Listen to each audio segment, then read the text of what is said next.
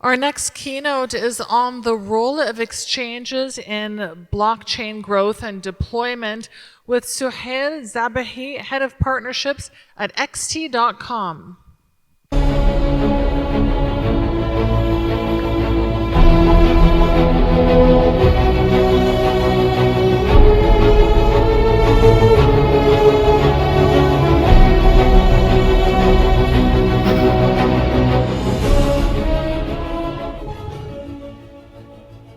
Hello everybody, I'm very pleased and honored to join you today.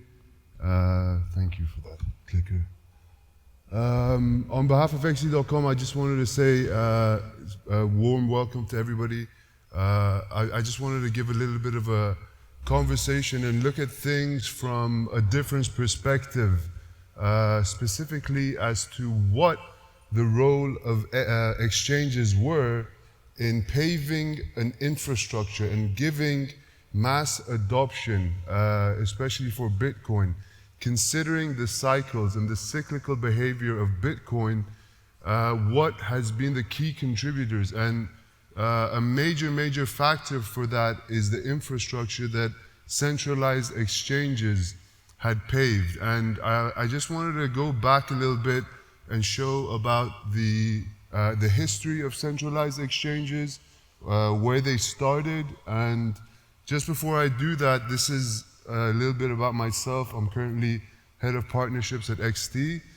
I followed Bitcoin from 2010 when I was actually in Canada, and it was one of the things that when I came back to Dubai, I was on the tip of my tongue because it was getting very used. And I came back from Canada to Dubai in 2012, and I've been following the markets very closely. It's a little bit about XT, guys.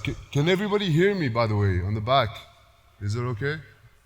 Yeah, so we've basically started, we launched the exchange in 2018, so we've already seen a decent Bitcoin cycle. So as you can see, we've gone through and launched different versions of XT. We've announced BTalk partnerships. So just like the gentleman before me was saying, it's a bit of a social trading partnership where we have a huge ecosystem now due to BTalk and Tapatalk joining XT, where we have a massive ecosystem. So we're currently looking at 5 million users, and each one of BTalk and Tapatalk have around 10 million users. So you can see it's quite a diverse ecosystem of users that are engaged. One thing you can pay attention to, guys, 2020, we launched our future trading. So basically, quantum futures, we're really known for providing a wide array of leverage trades.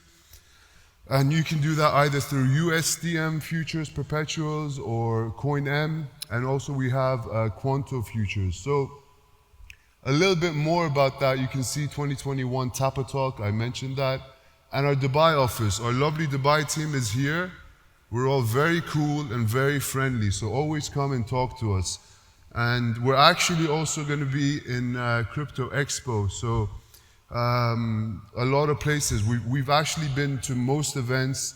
I was speaking in Turkey a few months ago. So as you can see from what I've described and what we're having, we are really a community-driven exchange. And so that being said, now let's just go back a bit. So 2010, anybody know bitcoinforum.com? Anyone knows that? Any big maxis in the house? Satoshi Nakamoto created Bitcoin Forum, and in 2010, January, there was a post by DW Dollar, and he stated, where else can I purchase Bitcoins? And he actually posted, I'm trying to create a market where Bitcoins are treated as a commodity. People will be able to trade Bitcoins for dollars and speculate on the value. In theory, this will establish a real-time exchange rate. So we will have a clue what the current value of Bitcoin is, guys. This was the first exchange. And essentially, it was a floating exchange. What you would do with Bitcoin.com, BitcoinMarket.com, was you would transfer your US dollars to a buyer or a seller. He would hold it. The marketplace would hold it as an escrow. Once the transfer was made, they would release. So it was a very, very much a floating exchange, but the first one. What were people doing before that? How were people buying it before that? I have a little bit of a slide here. You can see. This is essentially a P2P. So either you would actually go meet somebody in a dodgy back alley or on the forums, like I just mentioned, and you would just do a trade. And in this, actually these ones are still around. This is like a P2P trade. Not very sophisticated, guys. If you take a look, this guy's called Bitabond.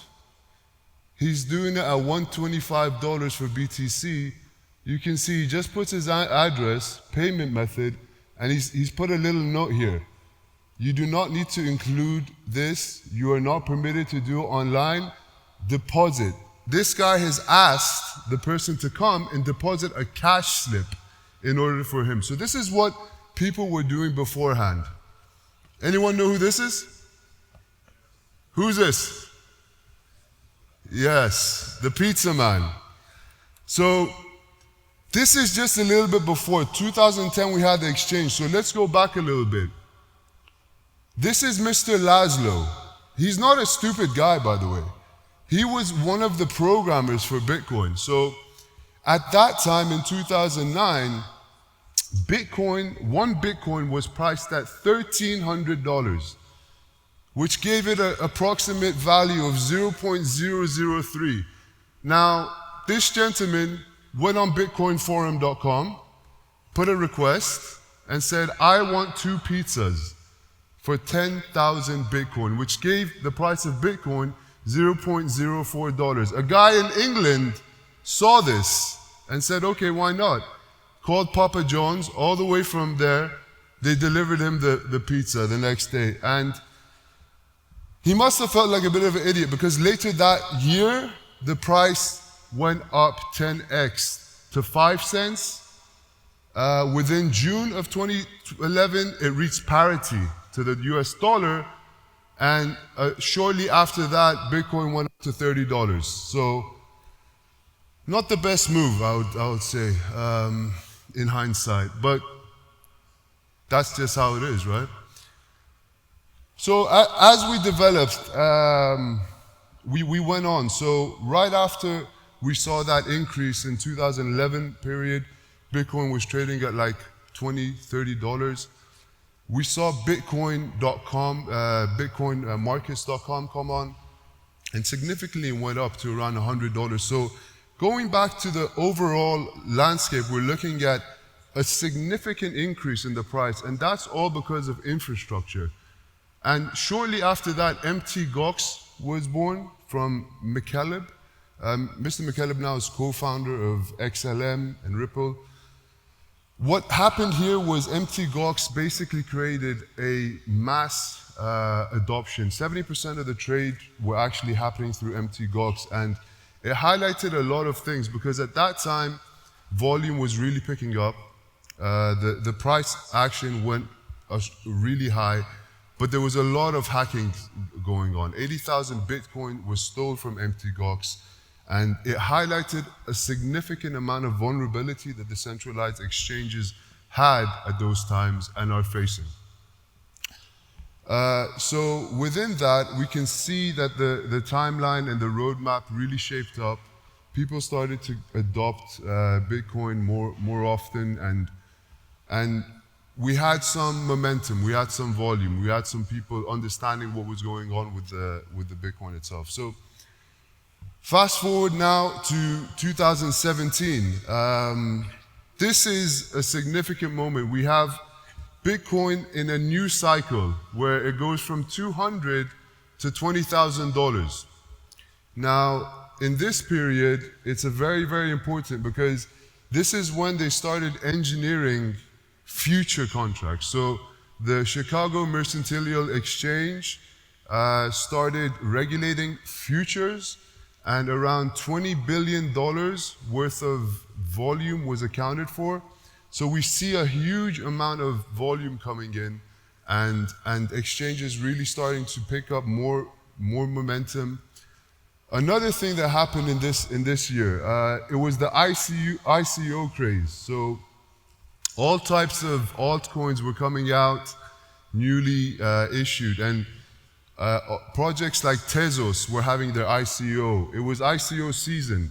Tezos, EOS, and a slew of other projects over and over just coming out with ICOs. So we see a bit of a tilt, and the exchanges offering new functions and new capabilities, which still at this point, you could still find a good ICO. If you're looking at the market and keeping an eye on the different projects that are coming out, you'd want to keep an eye on the top ones. And as our colleagues were saying before, do your own research, look at the project, look how viable they are, look at the team, and then make a decision. So in this time, when the ICO started happening and moments started to come about in that area with the futures, the ICOs, we also had a gentleman by the name of CZ who created Binance in that year, and things took off to a different level. But these were all kind of moments in which you could see from $200 to $20,000, the cycle was kind of looking in a different way, and many of that was attributed to the institutional money, the futures trading, the leverage that was coming in, and had a huge impact at that time. So we see higher highs, lower lows, and much of that has to do with the infrastructure that led to that growth and the development. And as of now, we do see lots of volume in the market. So one of the challenges that exchanges have to deal with is going back to empty docs. We see with the uptick in the volume, we really do see that it's getting harder and harder to secure your users. So keeping your wherewithal in order to make sure you're doing two-factor authentication, reducing phishing attacks, making sure that the data that you have, especially the keys of your customers, while they're stored on your exchange, are safe. And that is safe, guys. It may not have been a few years ago, but it's still much more safer. Obviously, as soon as you make your exchanges, transfer it to a cold storage. Keep your keys in a safe place. But while what we're doing in XT is continuously developing our product to make sure that we are protecting our users from such attacks. And at the same level, we're offering new products. We're offering new solutions, IEOs. Our initial exchange offering gives our user base the opportunity to participate in the best vetted research projects that we've done audits on, and it gives them the opportunity to kind of capitalize on that huge push that usually the price gets when it's ICO'd. So you get a discounted launchpad, a discounted price, and you're able to kind of win that way. But obviously it's kind of ever changing, and what we find as the main challenges is that we're looking at keeping an eye on the market, making sure that we're offering the best products, making sure we have the best partnerships. Me as head of partnerships, this is one of my roles, is to look at partners and bring the best overall value, and also for projects that wish to launch and have a massive user base at their hands with great marketing opportunities. These are the things that we're looking at in order to pick it up while the cycles evolve. So yeah, we're in Dubai, and I think everyone can attest to this, that why we've selected Dubai as our hub. I'm pretty sure we've already till now been very successful here. The licensing is looking very promising. Regulation is looking very good also. And there's a lot of activity here. There's a lot of things happening. Like-minded individuals coming here to learn, to speak with one another, to kind of get an idea and a sense about how to connect the dots with their projects, which VCs are around, which kind of components, key components that you need in your ecosystem, which are all coming to Dubai by the dozens. And as an exchange, we're kind of all encompassing all of those type of roadblocks and components. So we do have incubation, acceleration, and other parts of XT, which we kind of roll out to all of our users. I think that's a broadened view, and in conclusion, yeah, we can see a lot of evolution in the cycles, and hopefully that if you have any questions or if you have any type of concerns or any type of things that you'd like to ask, please come do visit us. I know it's the end of the show, but I believe we have an after party or something. Thank you, Soheil. We do have an after party. Yeah. We have an awards ceremony, and we have time for one question. Sure. Any questions? Would anyone like to ask a question? No? This gigantic, vast audience, not a single question. Probably they will approach you in private later, Soheil. Thank you so much for your presentation. Thank you so much.